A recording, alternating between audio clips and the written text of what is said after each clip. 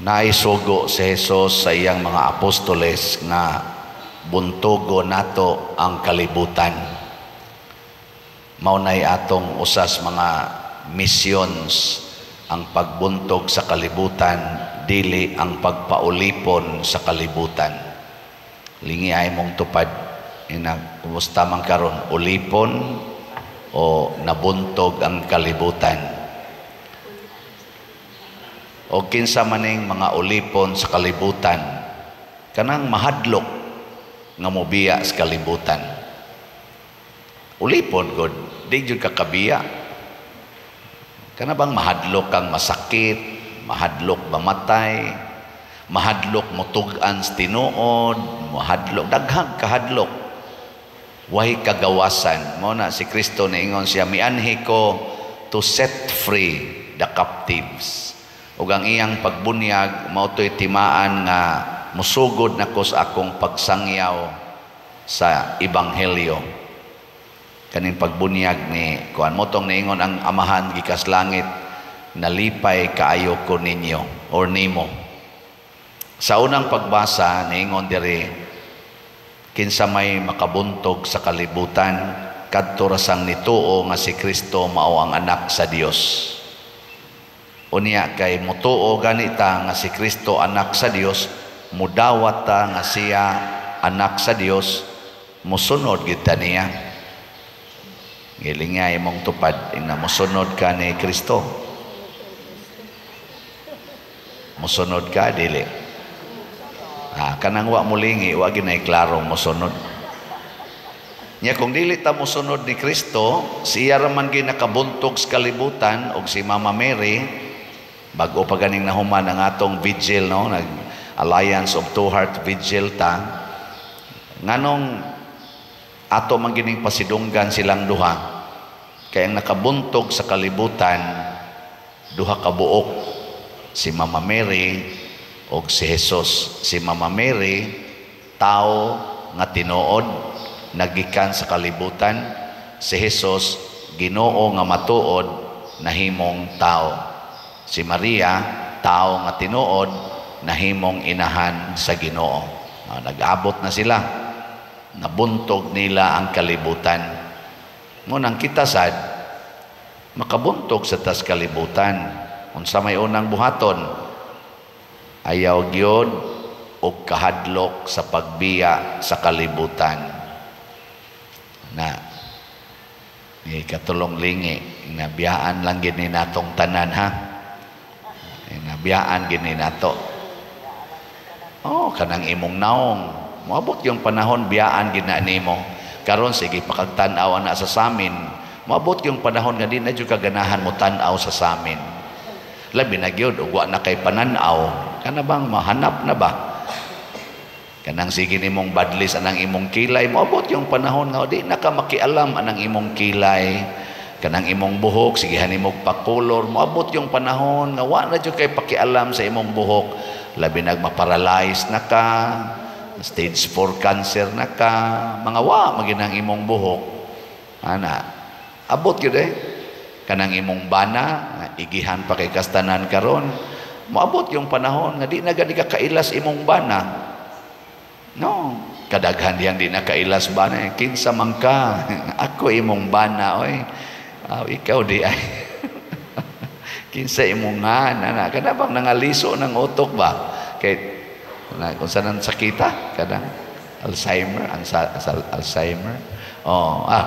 Daghan kanang imong kamot, kanang imong kuko, sige gina nimong hingungko, sige jud kag paarti-arti sumpay-sumpayan pa nimo imong kuko kay kanang nindot jud kayo. Mabot yung panahon di nakakahingoko, labi nagma-paralyze ka, mag-ana na ka, kinsa pa may mohingoko nimo.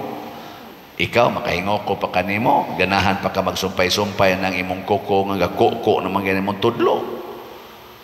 Sikag badlis ang imong ngabil, kay nindot-nindoton ginana imong ngabil. Oy, maparalyze ka, maghiwi na yung baba, moagas imong laway, kinsa pa'y ganahan diya nga mag lipstick. Biyaan gina na to.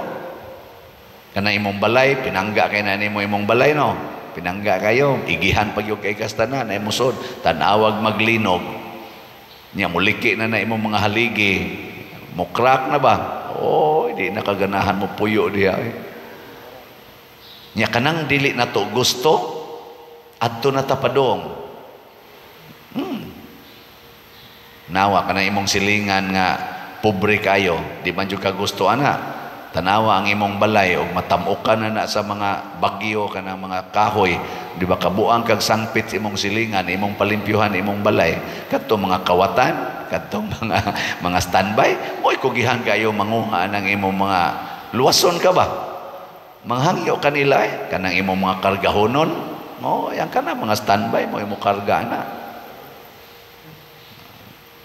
Kana mga tig-imbal samar, di makaganahan ana nila, mga sigahon na silang matauban. Moabot yung panahon kana na mo buak ka ng imong tiyan. Kay balsamaron ka. Ganahan day mo musod anang nitso day, kanang nitso, kanang lungon, ganahan mo musod. Oy, awa, moabot ang panahon di na juga ganahan mo bangon tag siyam ka adlaw gahigda ra jud kas lungon. Sigihan kag bilar. Ay muglingo-lingo diha. Kay mao ni ang kalibutan. Unya ayaw pailad, di ta magpailad. Kay ang kalibutan man gud mangingilad. Iya kang ingnon, ayaw gyud pakamatay, likay sa kamatayon, pero nahibaw gud ang kalibutan nga babatay ra gid ta. Niingon ang kalibutan nga ayaw gyud pabati ana imong naong pagwapaha ko na nahibaw kung kalibutan nga mobati ra gid ning atong naong. Panggaa gid ang imong anak haron mo lambo gina kay bawo gud ang Ginoo nga ang kalibutan nga moabot yung panahon awayon ka mismo sa imong anak, biyaan pa kas imong kaugalingong gimahal nga anak. Abot man ginang panahon na magani akong gipang blessingan ang balay nga kinsay kuyog ninyo dinhi, kami na lang duha pa din mga tiguang. Pila gyud inyong anak? 8. Hay man imong mga anak tuanas laing mga lugar nangaminyo naman to apay gawas nasod. Kinsa may kuyog yun din kanina lang among maid, kami na lang sang duha. Aw nindot man ang kamong duha magkuyog basta bag-o pa mong kasal, pero hapit na mo mga matay wa nagilang. Ingon ko nindot baya sad kay mura mo gahanimon, pero usa pa may ihanimon nga tag 80 na edad no sa pa man ana. Mo balik ra gyud ka sa loneliness. O nabitang moingon sila pader maayog yung magminyo kay naatay anak mo atiman nato nakadaghan sa akong gipang blessingan way ga atimang anak ko may pami kay anad na mi aning solo-solo di ba nibiya naman gud mi god ana dali kay mi makabiya ang amo na lang yung lisod biyaan kaning kolekta no mo na lang na inahibilin nga murag ma-attach pa mi anag jutay pero amo biya na practice-an sad biyaan na mo ng kolekta. Pero ako karon kay himsog-himsog pa man, ako gining ibaligya ang slots, di ba? Sa pila na atong halin sa atong SBF dan. Kamong di mo palit sa slot, wa mo kabuntog sa kalibutan. Daw pa man mo. Nanatay halin nga niabot nag 6,701. Napay 53,299. Bakpak. Salamat kayo. Nya ako sang ipahibalo nga ang akong account kadtong sa Land Bank nga account kadtong akong personal nga mansad gibutang dire 01 sa to 01 basta mo to 146 ba to nya naisumpay i-close na to nako ay namog deposit ato kay ipa-close na sa Land Bank kay di na nila matake no nga perting dagko as amount kanisod unya personal nga account nilapas nako sa limit sa kuan kuan na nila gi-consider na gid nila nga kanang dili na angayan nga ipadayon personal account nya daghan kay nisod nga amount. Salamat kay ninyo mga nagsigig donate, bahala nagmasira to ako account. Total wa man sa to nako isod sa kong bulsa na man to na dapat man to dinhi simbahan. Nya di man mo sabot ang bangko kay kuan sa ila na amsad sila kanang gitawag og banking rule no. AMLA. Sa na tawagan ng AMLA?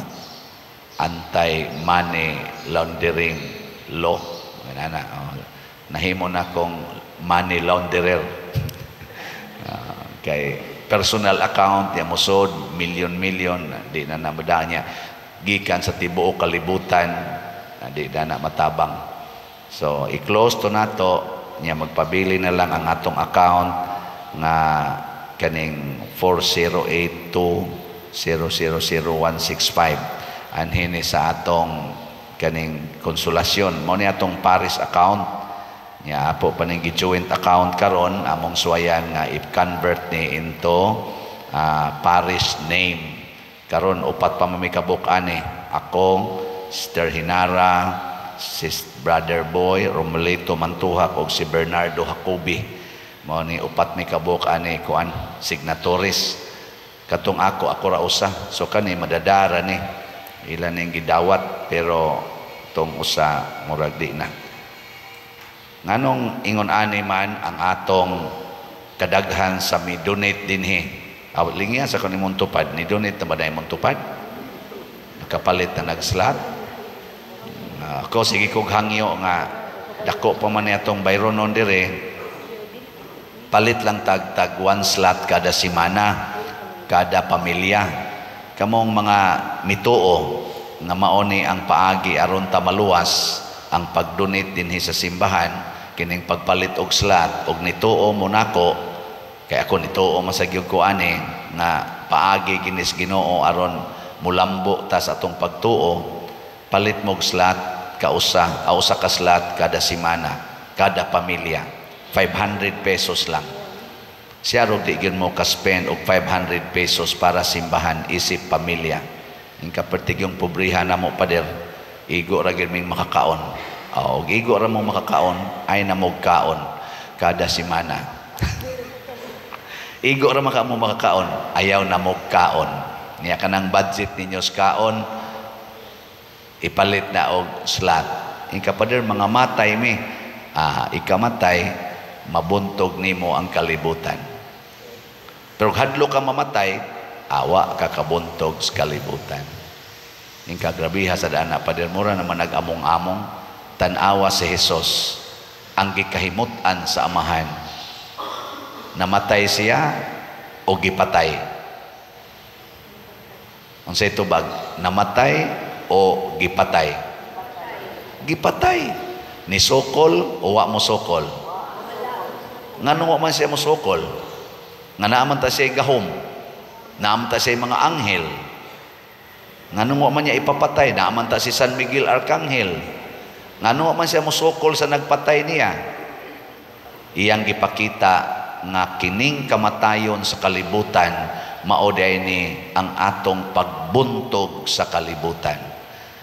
Kay kung mahadlok na tang mamatay, naangko na tas kalibutan.